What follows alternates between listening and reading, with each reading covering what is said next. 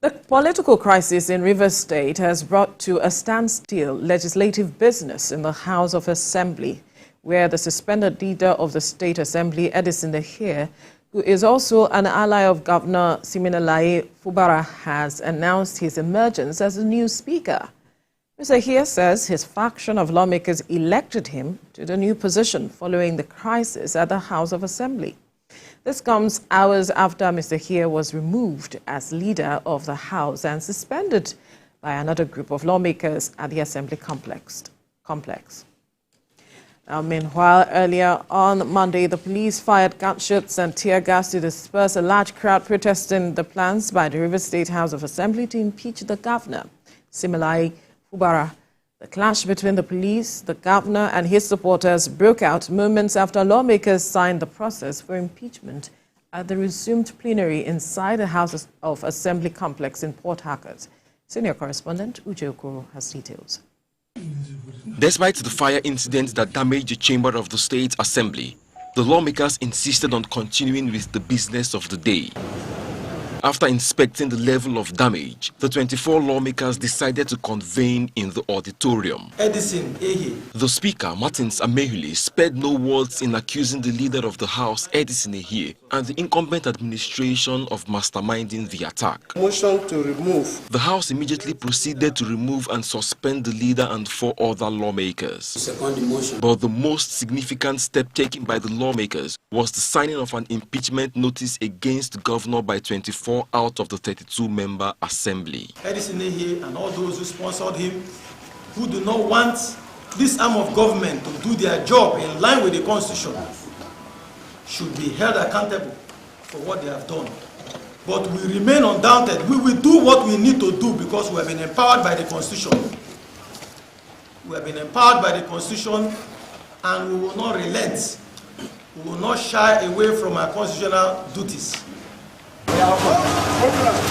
Shortly after the sitting, the police resorted to force in dispersing the governor and a large crowd surging towards the assembly complex in defiance against the move by the lawmakers.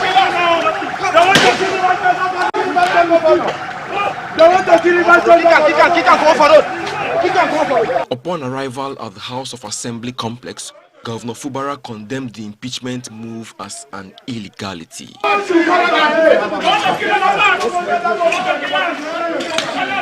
What is important is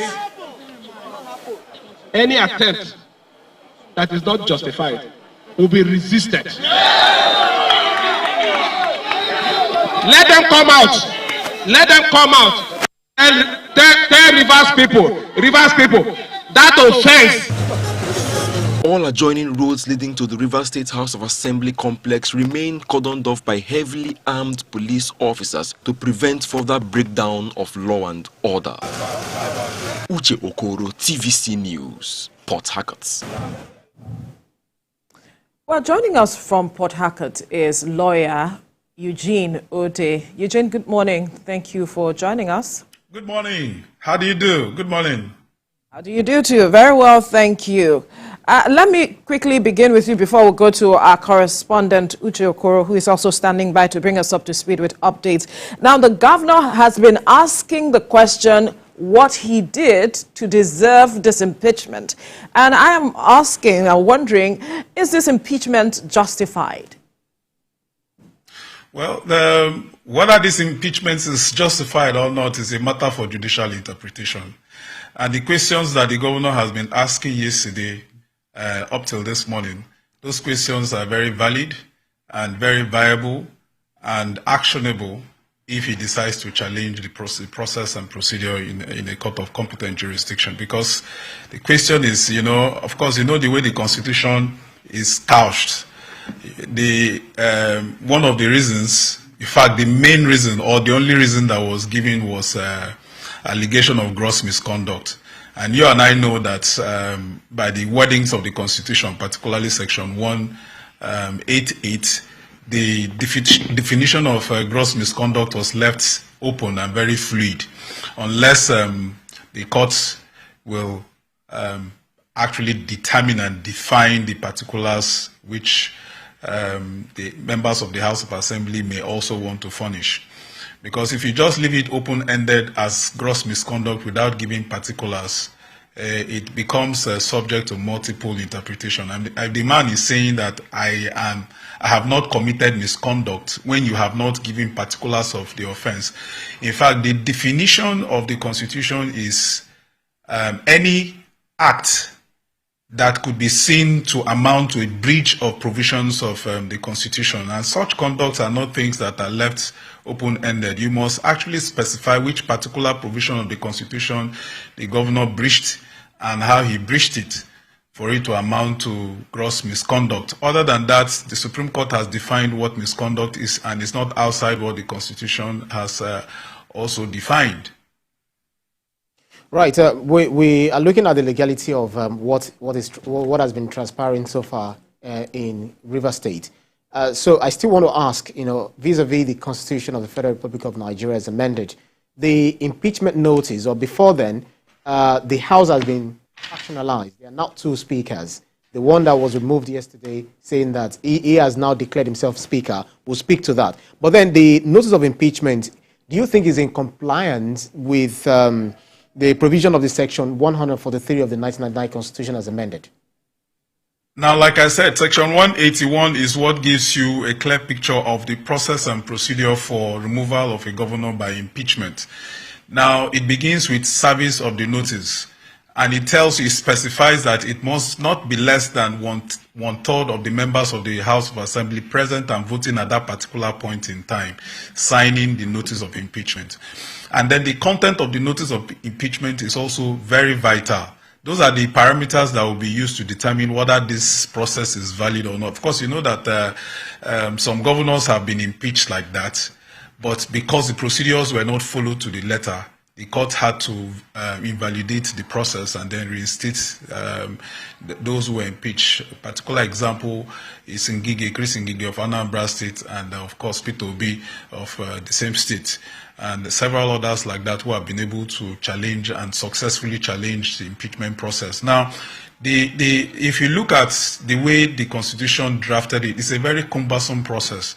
And any system that does not follow through the entire procedure as prescribed by the law and commits any breach, of course, the strict liability procedure, you must comply with it to the very letter. If you leave any stone unturned, of course, it will put some holes in the process, and which can give vent to whoever is being impeached to go to court and challenge the process.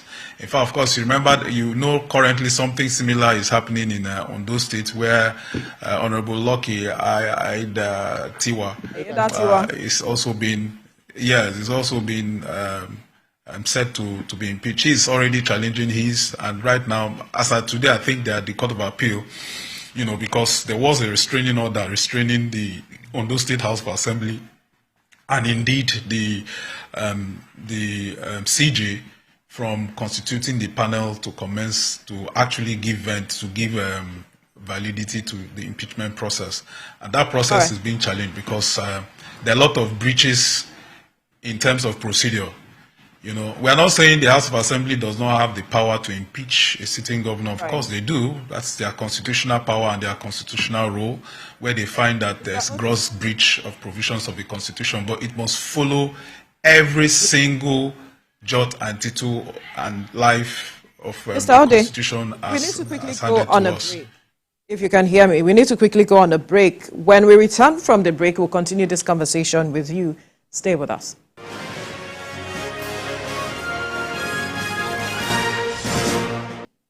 Thank you for staying with us. We've been looking at the crisis rocking River State. Recall that some persons were said to have set ablaze the State House of Assembly, and that has, created some crisis in the state politically.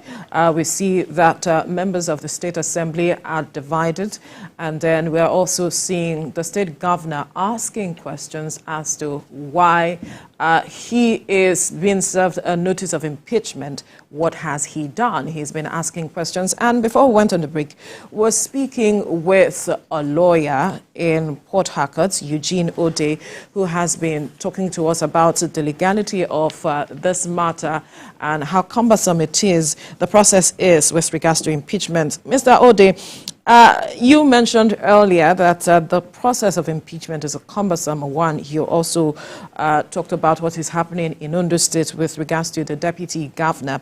And you said that for any of the state assembly to go through this, they have to leave no stone unturned. But the question that the governor has been asking, what has he done, has not been answered, seemingly. And then the conduct of this whole process is not sitting well with a majority of persons.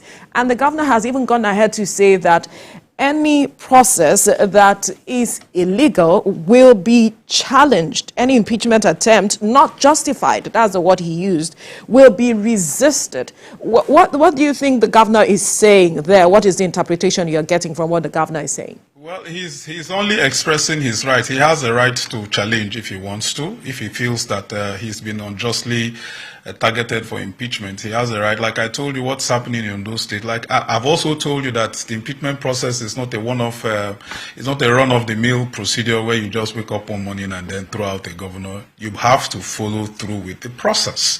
The process has to start with service of impeachment notice. In fact, the process of even serving the notice is also something that must be followed strictly, because service must be personal, unless by order of courts, maybe by substitution. Otherwise, it must be personal. So if you don't even serve the notice personally to the person sought to be impeached, that is also actionable. And then the content of the impeachment notice is also very, very, very vital. If the content of the impeachment notice is incompetent by definition of the Constitution, that is also actionable. And then if the number of people who sat on the day when the impeachment notice was signed, okay, did not meet the prescribed requirement of the Constitution, it has also, at every point in time, every stage of the impeachment process, okay, must follow strict compliance, failing which whoever is targeted to be impeached can take on any part of the process and go to court to stop the process or challenge, like what is happening, like I told you, on those states. The man is actually saying that the notice of impeachment itself was incompetent, and the service was also incompetent.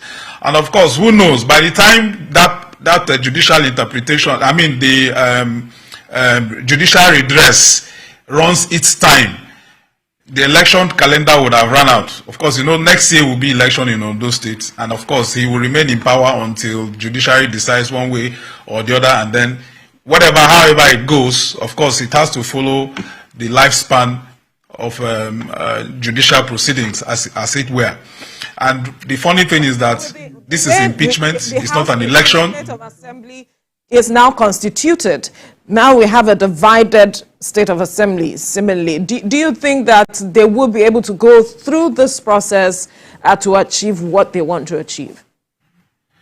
Well, that is politics for you, but in line with the law, I will only restrict myself to the law. Now that we have two conflicting interests, in fact, as it is today in Rivers State, it appears there are two speakers laying claim to the position of the Speaker of Rivers State. We don't know who is the Speaker as of today. One person actually initiated impeachment proceeding yesterday. The next day, another person is emerging or declaring himself to be the Speaker of Rivers State. All these things are, like I told you, at the end of the day, it will fall into a pot of judicial interpretation. It has to be determined at every point in time who is the Speaker, who is the right person to initiate impeachment process or carry on or complete the process of impeachment at every point in time.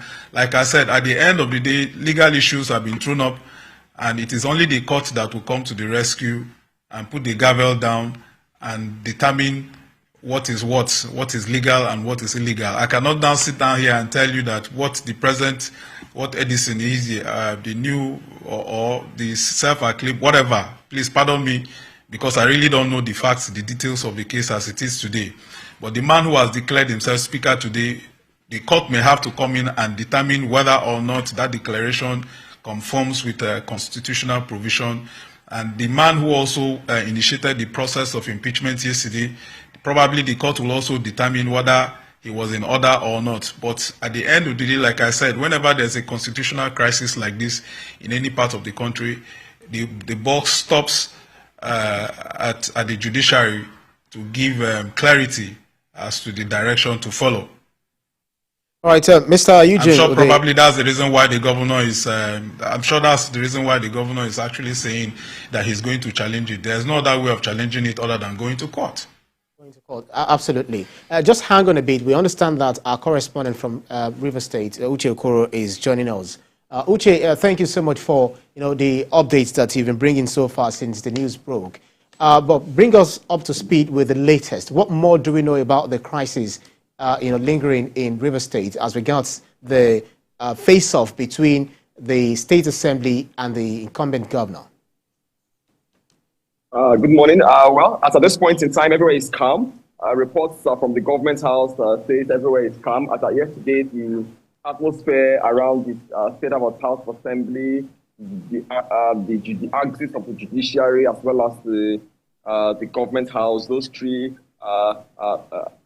points of government were very, very tense throughout yesterday. But this morning, there is some level of calm that has been restored to the environment, to the polity. That is not to say that it is all calm waters. There is still a lot going on, but at this time, the atmosphere looks calm.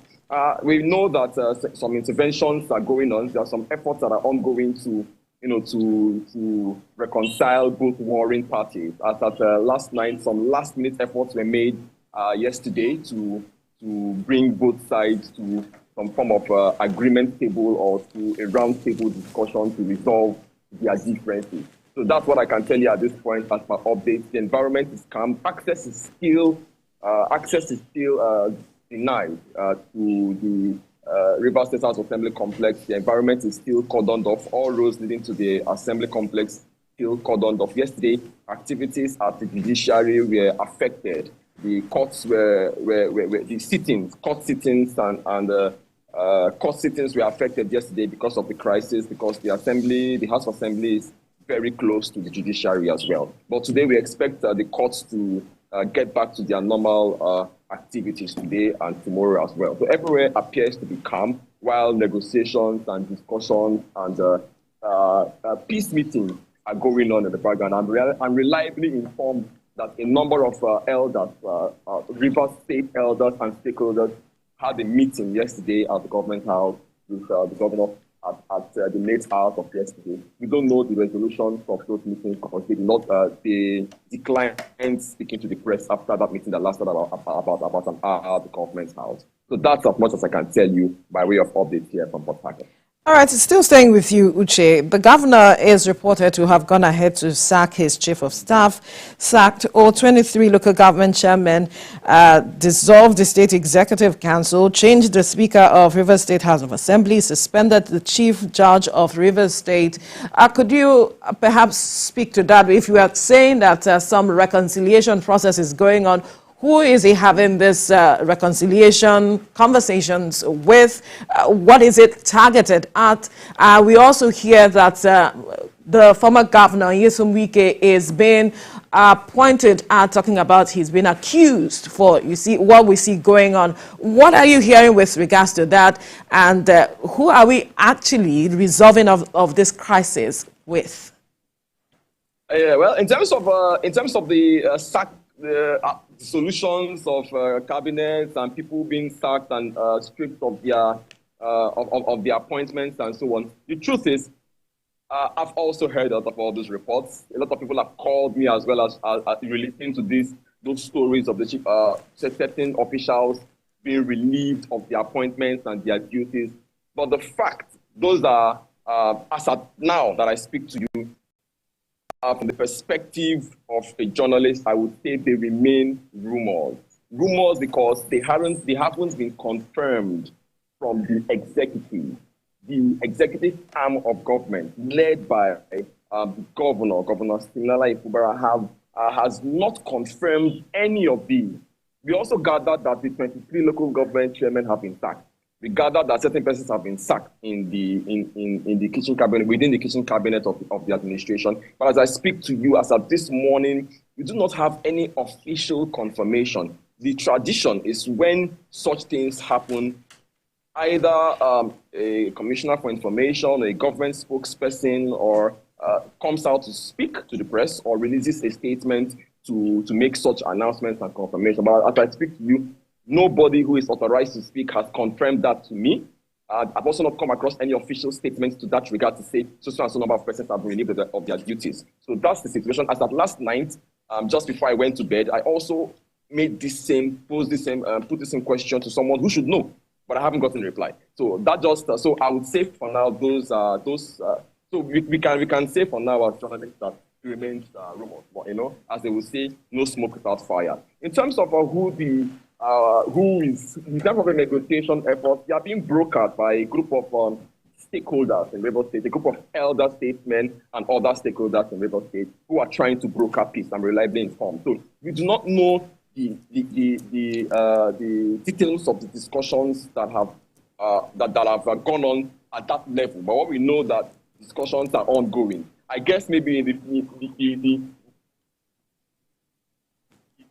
unfortunately, a network challenge there with regards to this matter at hand. But definitely, Uche Okoro will come back to bring us more updates with regards to the ongoing conversations on the ground. But let's get back to the lawyer, Eugene Ode. Eugene, can you hear me? I can hear you. Welcome back. Right. Okay, so we hear from our correspondents that there are ongoing conversations to resolve these matters somewhat amicably. We hear elder statesmen have waded into the matter, and although we do not know what the details of the conversations being had are, but then again, let's look at this matter. There are those who have said perhaps the governor should look at a political solution to addressing this matter. There's been accusing fingers pointed at the former governor of the state, Nyesom Wike, who is now the minister of the FCT, as being behind some of these issues. But one too many accusations. How do you see these conversations going on, so to speak, going to address this matter? Or would you say the governor should perhaps toe the path of going to the courts to address this issue head on? Well, one thing that the governor said yesterday that for me I think is very profound, and that statement is should at least let his followers and the followers of those opposing his government, let it really sit properly well. He said he's a peace-loving person and that he has no problems with impeachment. The only problem is that the process must follow the due process of law. That's all, and he wants to only know why he's been impeached. And that doesn't sound like a man who wants to fight. Provided that the things go the way they should go, he accepts his fate. And I think what is important now is peace and stability in the state. We don't want to see ourselves sliding back into what happened in 2014 when former Governor Rotimi Amaechi shut down the judiciary because of this same scenario where we find ourselves now, threats of impeachment here and there. If the governor is minded to allow peace and he's pursuing peace, that is what we want to see, so that it doesn't escalate into bloodbath and escalate into something that will, at the end of the day, cause a breakdown of law and order in the state. So, and I'm also happy to hear that elder statesmen have waded into the matter. Of course, it's not going to be a simple solution, as it were. The solution is going to be multifaceted. It's going to involve all stakeholders. It's going to involve, I'm sure that even the former governor himself, Nyesom Wike, would also be concerned as to what is going on. He hasn't said anything yet, so the allegations that he's behind it is neither here nor there until he comes out to either say, yes, I'm behind it. Of course, he's a very vocal person. If he's behind it, in no distant time we will hear. Remember what happened in Ebonyi State. He came out very openly and said, yes, he supported, and in fact, financed what happened, in Ebonyi State. So we know that Wike is a very outspoken person. He's not a coward when it has to do with taking responsibility. So if he is behind it, we will know in the coming days. But if he's not behind it, nobody should speak for him, as it were, as at today. But what is important is that the way the problems are emerging and there's an attempt for solution, that is what we should be more interested in. And like I said, those solutions will go beyond political, may likely go beyond political solutions. They might go for judicial solutions at the end of the day, or both, or all of the above. I've also heard that, like you heard, that some members of the, or should I say the entire Executive Council has been dissolved, and the 23 local government councils have been, chairmen have been sacked, and that the CJ has also been sacked. Well, we haven't had any official broadcast from the governor. By law, the Constitution says, before, like Section 292 of the Constitution is very clear as to how the Chief Judge of a state will be removed. Of course, it has to be by an address to not less than 2/3 of the members of the House of Assembly, and then also subject to ratification by the National Judicial Council. So, of course, the NJC has a role to play in the removal of the CJ. I don't know if they've been brought in, but you know, the game of survival in politics, most times laws are breached.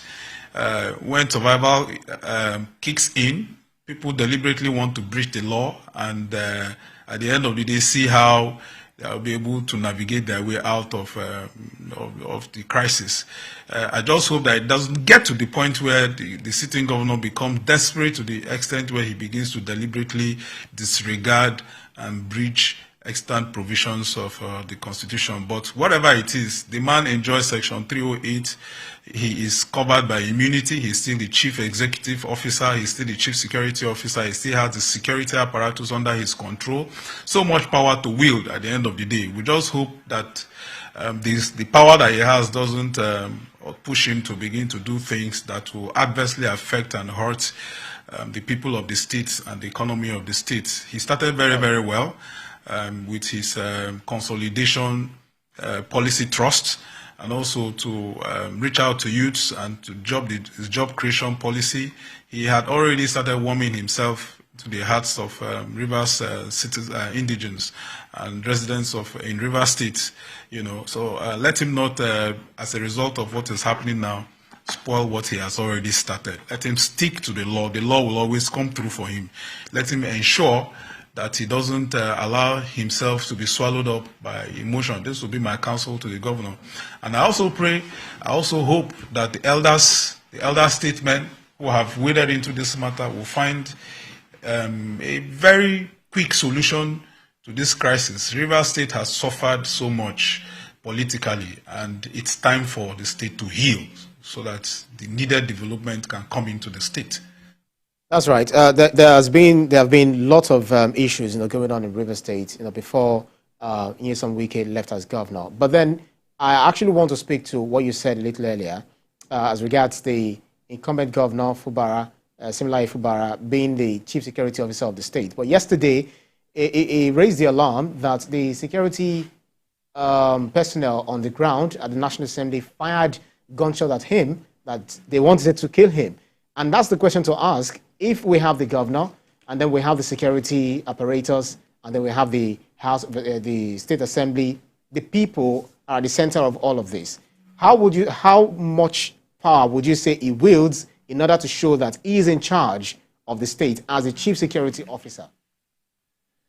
Now, the power he wields as a chief security officer of the state goes beyond the Nigerian police. He is the chairman of the Security Council of the state, and he has the right by law to constitute it or reconstitute it as he deems fit. Okay? So whatever happened yesterday, I think the Commissioner of Police may have one or two explanations to give. I don't think it was deliberate. I'm not speaking for them. But whatever it is, I'm very sure that the Commissioner of Police, whose duty it is to ensure to ensure protection of lives and properties in Rivers State, and of course in conjunction with the DSS, the SSS, whose duty it is primarily is to secure the governor of the state from every attack on his person as an individual. So, those allegations, I'm very sure, will be investigated, and if there's merit in it, I believe the security authorities will have to address it squarely. It is quite unbecoming and it is quite it is indiscipline, act of gross misconduct and indiscipline for anybody to want to directly, deliberately attack a sitting governor of a state. It is not about sin, Fubara. It's about the integrity of Rivers State. Anything that happens to the governor of the state is an insult and an affront to the government of Rivers State, as it were. So the life of our governor is very important and very crucial to us, not about the person who is occupying it, but about the office of the governor. You know, it will be very unbecoming to allow anybody in the guise of being a security operative to desecrate that office. It will be a slap on the state. And I think it's an allegation that the authorities must take very seriously. And if it is true, those officers who were involved must be brought to book and called to order, if need be. All right, let's get back to our senior correspondent, Uche Okoro, who is back on the line now to talk more about the State Assembly. Yesterday, you told us, Uche, that these members of the State Assembly actually met.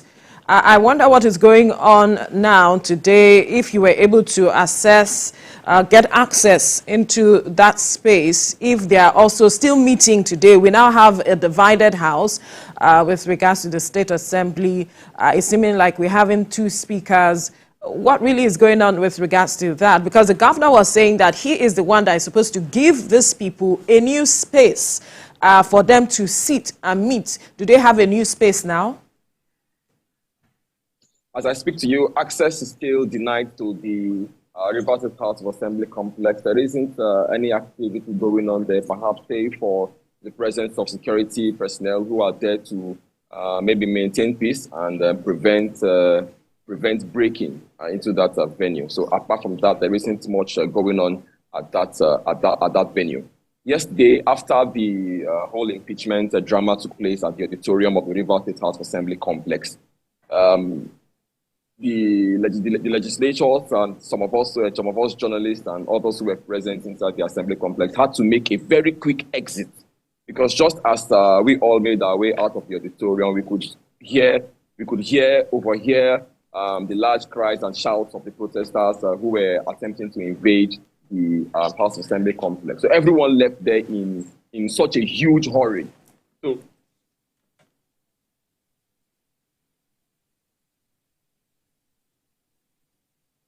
Uche. Go on there for the time being. All right, Uche, still sticking with you. I don't know if the police has opened investigation into the matter of the arsonists, those who set that the State Assembly complex ablaze. Are you hearing anything with regards to that? The police have simply said that they are aware of what's going on. The police have simply said they are on top of the situation.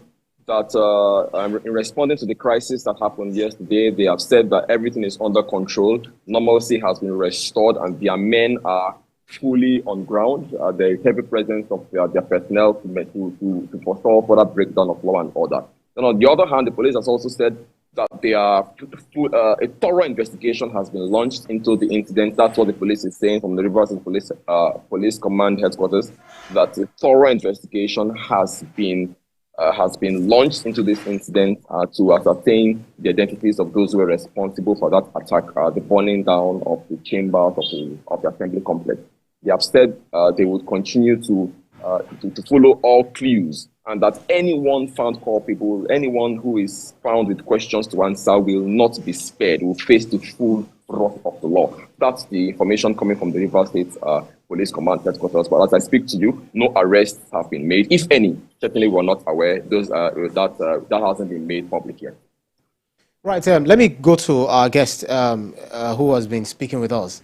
Now that we have two divided houses, we've got one faction and another faction. We don't know who bears the mace now. And I remember that back in the day there was this argument about how the legality of whatever they do in the absence of mace, whether it is legal or not. Could you speak to this? Whoever is the mace bearer and whoever tries to take a decision without a mace, will that stand? Yes. There was a miss there. No? First and foremost, the maze, the presence of the maze is just symbolic. It really has no legal effect. I've looked for the Constitution, the role of maze in giving validity to the plenary. I couldn't find any. Those things are ceremonial. They have no real definite legal effect. What the Constitution requires is that the House is constituted and that a simple majority will form a quorum. Of course, the issue of quorum has also been thrown open to different interpretations.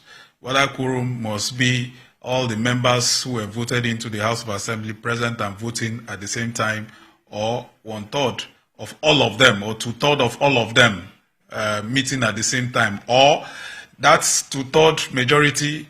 That computation is based on those who are present at that particular point in time. Even if there are 100 and then 10 of them meet, the quorum will be computed based on those 10 people who are present at that particular point in time. These are different schools of thought in determining what quorum is. And that's why, like we are hearing today now, that we have a split, a different House of Assembly from the one that sat yesterday, with a new speaker, the two speakers laying claim to the same State House of Assembly. The question now is that which one is authentic? Now, the venue of where they meet doesn't also have legal and constitutional definition. It suffices that these people are members of the House of Assembly. Therefore, the venue where they meet to carry out plenary or carry out activity, their constitutional activities, is not material, is not important. They can meet under the tree, they can meet in a motor park, they can meet in a hotel, they can meet in any venue, and whatever decisions they take is binding on the people. And that's the beauty of our constitutional democracy. You see the importance of parliament in this presidential system that we operate in Nigeria. So wherever they meet is of no moment.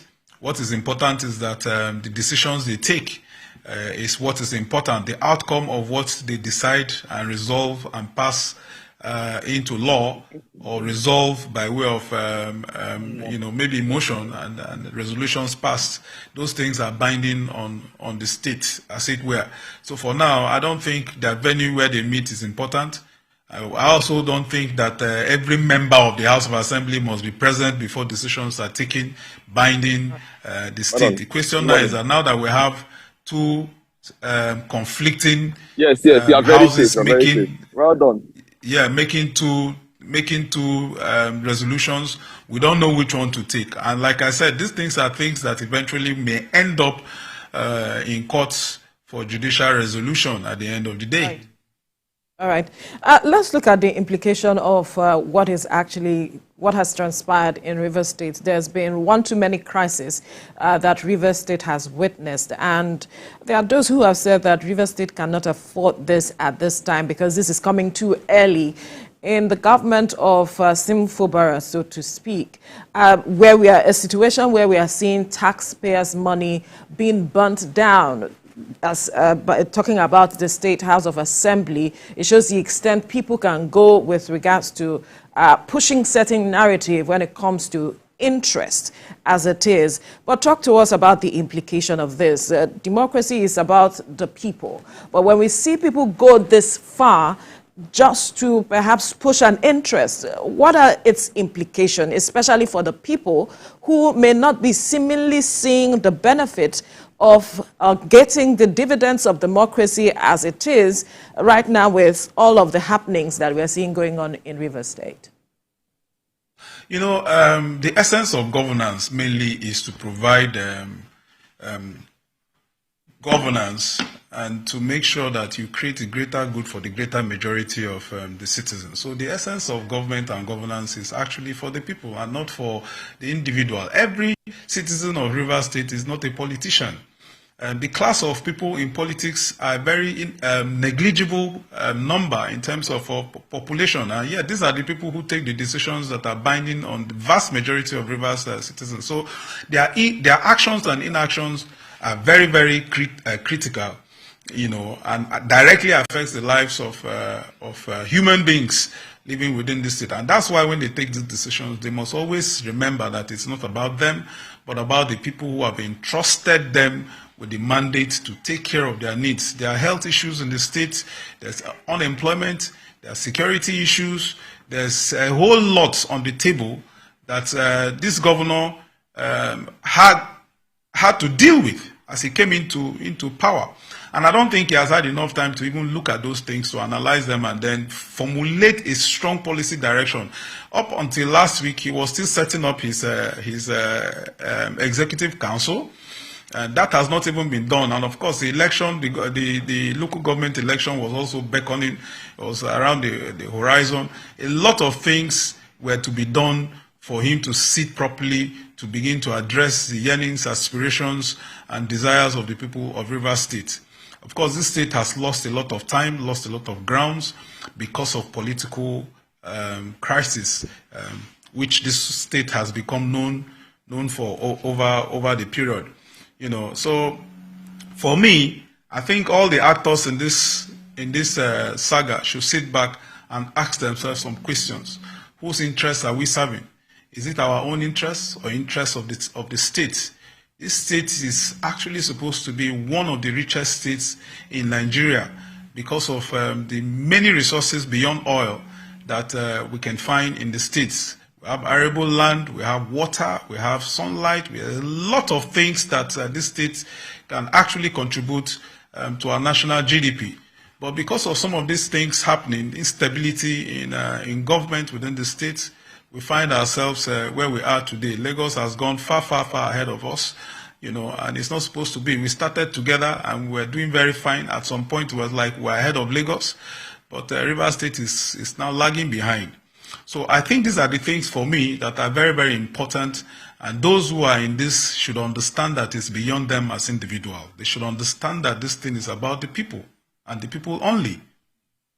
That's right. Eugene Ude, thank you so much. Let me quickly go to Uche before we call it a wrap. Uche, we could hear you speaking underneath that you're safe, where you're standing is safe. Does that speak to the volatile situation in River State? And what is the kind of likely case scenario that could happen, you know, in the coming days or coming periods, or what should we expect next? Quickly. I think you mean what you expect next in terms of security situation. Well, I mentioned that yesterday the atmosphere was really tense. There were a lot of emotions were really high. Emotions were really running high for persons who were for and against what was happening. Well, so this morning there seems to be some level of calm. Maybe word on the street has spread fast that both parties or the warring parties are trying to arrive at a political solution that would bring an end to all of what is happening. But before this time, there's been some reports of, in the last few weeks, there's been a lot of incidents of car theft and missing persons, kidnappings, and so on. There's been a lot of all those reports in the last few weeks. But there are a lot of concerns that with this, due to the distraction of this political crisis that is ongoing, that began yesterday, the security situation in the state is likely to get much worse because, you know, this is with the political leaders distracted by what's going on, the police distracted by what's going on, other security agencies distracted by what's going on. This is going to give some level of confidence to the criminal elements to get back on the streets and begin to pose more threats to lives and property. So there is a concern, yes, that what's going on politically is going to cause security situation in the state to deteriorate. All right, Uche, we'll definitely keep tabs with you for developments out of Rivers State. And we must also thank Eugene Ode, a lawyer from Port Harcourt, for your time on the program as well. Gentlemen, thank you for your time on the program. Thank you very much.